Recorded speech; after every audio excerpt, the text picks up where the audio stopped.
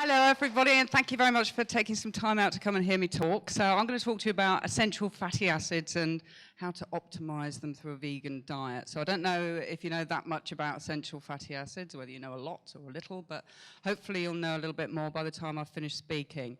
I'll leave my card here. Anybody who wants the slides, take a card, give me an email, and I'll send them to you because there's quite a lot of information in there. So I'm actually a nutrition scientist, so I'm kind of interested, or sort of my background is really kind of understanding sort of the mechanisms between sort of nutrients and how they work and how they affect our health. And if I can get that, yes, so I've got no little pointy thing here. So today I'm going to talk to you about essential fatty acids. So I'm going to tell you a little bit about what they are, what they do, where we find them, and this is the important bit, how to optimize our levels of EPA and DHA, because there's a lot of different omega-3 individual fats, there's a lot of individual omega-6 fats as well, but it's EPA and DHA that we're particularly interested in, because these are the ones that we don't tend to get a lot of in our diet, whether you're vegetarian, vegan, or sort of meat eater or whatever. I mean, you're not, but you know what I mean. So we're all relatively low in EPA and DHA, so I'm going to tell you how to optimize your levels of EPA and DHA through a vegan diet or vegan sources. And sort of, so if we sort of crack on, and so if we look at dietary fat, we can sort of break it down into saturated and unsaturated fats. And dietary fat tends to get a bit of a bad press, but it's really, really important when we consider that the fat that we eat gets incorporated into our cell membranes. So we need a little bit of saturated fat to keep the cell membranes, to give them some kind of structure, but we need some unsaturated fat as well to give them a bit of fluidity. So monounsaturated fats are found in things like olive oil, so oleic acid. And out of all the families, out of the saturated and the unsaturated, it's the polyunsaturated fats that are particularly important. If we strip out all the fat from our diet, the body will be able to make some saturated fat and some monounsaturated fat out of other building blocks within the body. But we can't do that with polyunsaturated fats because we just don't simply have the right enzymes. So we have to get them from our diet, which is why they're called essential. And we break them down into omega-6 and omega-3. And the term omega-6 and the term omega-3 refer to a whole family of fats. And the actual true essential fats, because people get a bit confused about this as well, are those fats that are found in plants, plant seeds, plant oils. So, and our parent omega-6 is called linoleic acid, and our parent omega-3 is called alpha-linolenic acid, sorry. And omega-6 is found in things like green leafy veg, hemp seed oil, sunflower oil, walnut oil, and on the other side we've got flaxseed, chia, echium, walnuts, and so on.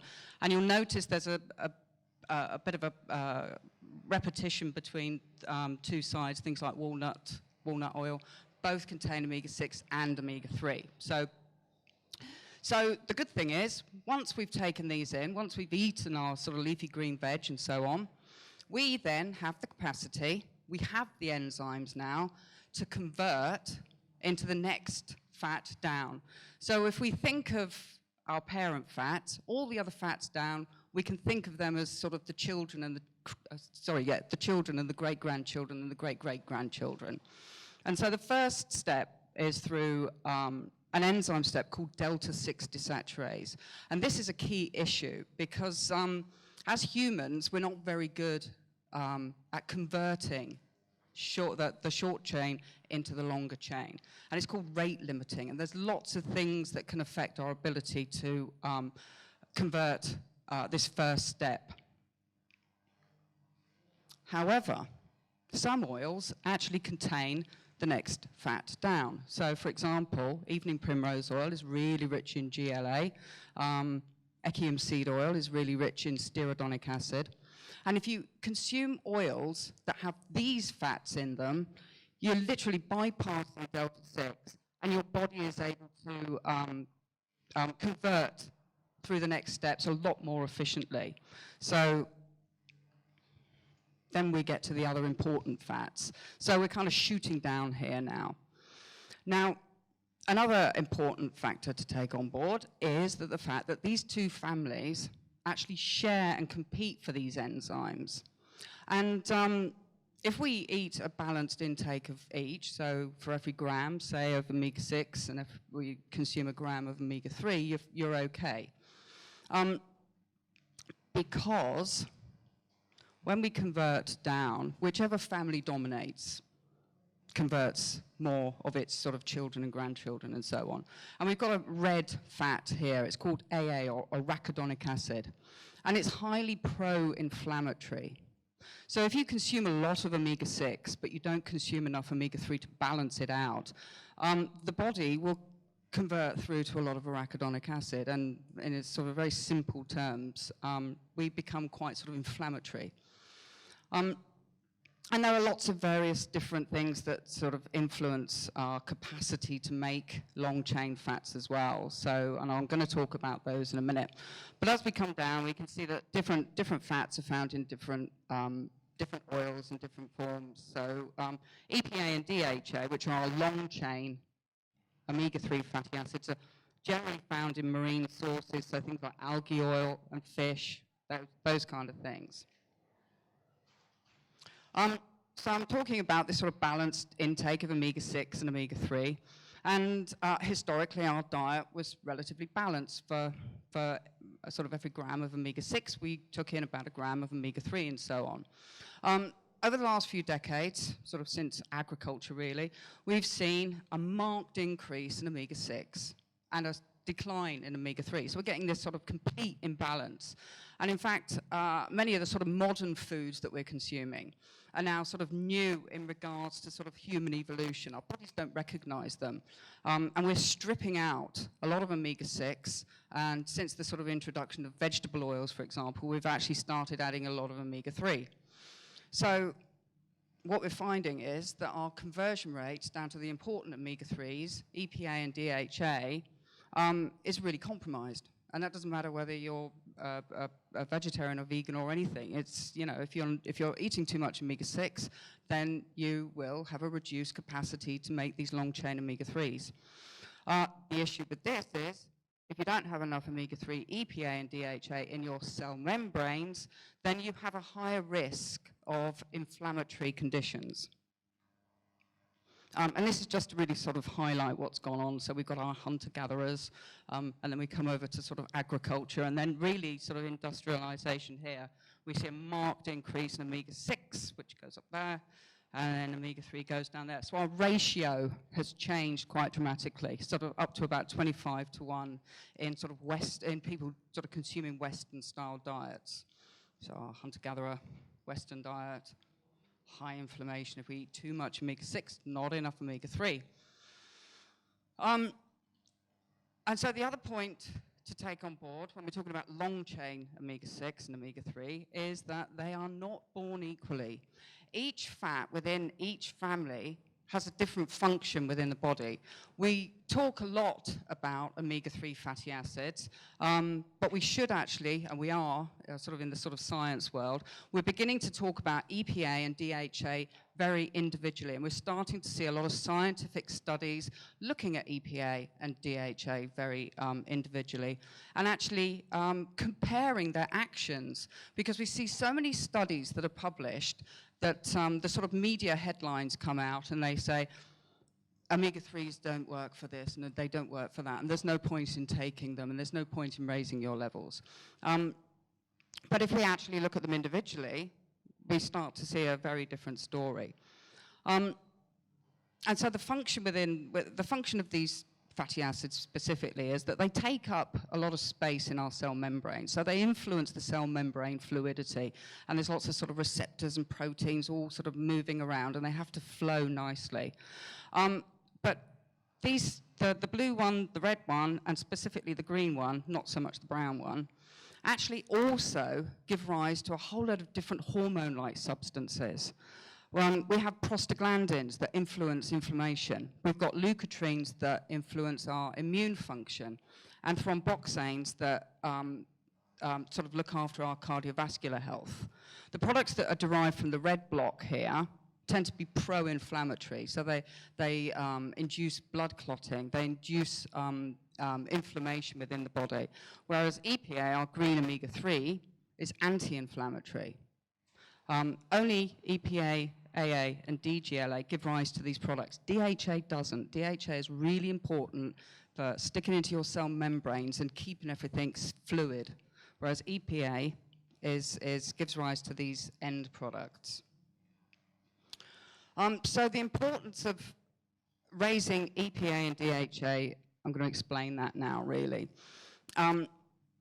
And there are certain things that we can sort of modify in our diet and just be aware of when it comes to sort of thinking about how much EPA and DHA we can actually make from ALA. Things like if we've got a high intake of saturated fat and omega-6. If you're a bit of a coffee drinker, maybe cut down on that a little bit, not too much of the alcohol. And things like nutritional inadequacies, such as lack of vitamin and minerals. Sort of, you need to get your sort of fruit and fiber and sort of 5 a day, 4 veg, 1 fruit, to provide all the cofactors that these enzymes need to make these modifications. So these are dietary factors, we can control these. But then we've got a whole load of things that are non-dietary, that we can't necessarily always have that much control over. So there's things like genetics. Some of us are actually really efficient at making EPA and DHA. Other people are less efficient, and there's nothing you can do about that, really. Chronic disease, things like diabetes, metabolic syndrome, there's a whole load of other things as well, can reduce your ability to make long-chain omega-3. Unfortunately, men, you don't make as much as women, because women have to make huge amounts of DHA to cope with the fact that they're possibly going to have a child at some point. So you need to get your stores up to make sure that your baby has lots of EPA and DHA as well. As we get older, we make less.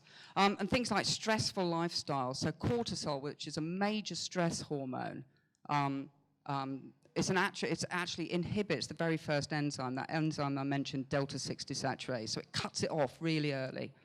And smoking as well, so nicotine.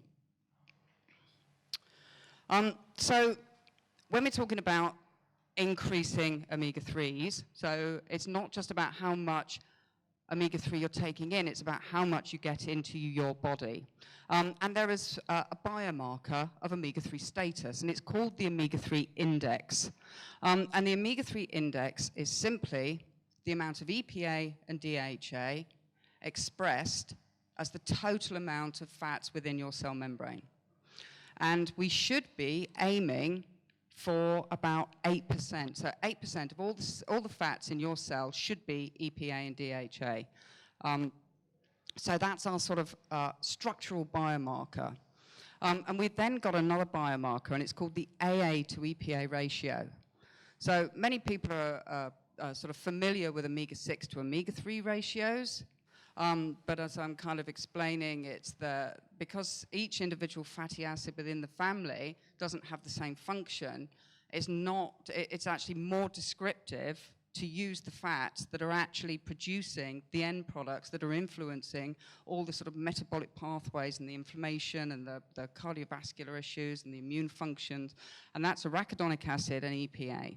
So if we combine these two, we get a kind of a comprehensive overview of what's going on in our body. And the AA and EPA are directly antagonistic. So they compete with each other. So AA is pro-inflammatory and EPA is anti-inflammatory.